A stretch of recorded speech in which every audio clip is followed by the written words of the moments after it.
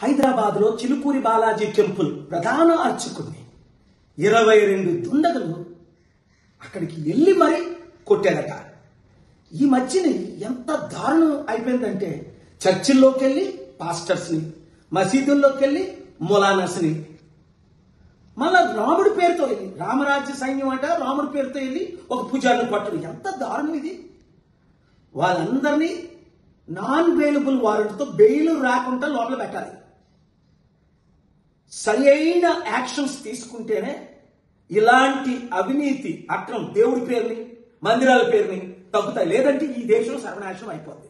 కనుక తెలంగాణ ముఖ్యమంత్రి home minister అయిన రేవంత్ రెడ్డి ఇమీడియట్ గా పోలీస్ డిపార్ట్మెంట్ డీజీపీ కమిషనర్ ద్వారా తగిన చర్యలు తక్షణమే తీసుకోవాలి. ఇలాంటి దారుణాలు ఎక్కడ జరగకూడదు. ముఖ్యంగా చర్చెస్ లో, మందిరాల్లో, టెంపుల్స్ లో జరగకూడదు. జరిగిన వారికి సరైన శిక్ష విధిస్తే ఇలాంటి అరికడతాం. లేదా ఒకరినొకరు చంపుకు చేస్తారు, ఇంకా శాంతి లేకుండా అయిపోద్ది, నెమ్మది లేకుండా అయిపోద్ది. Thank you very much.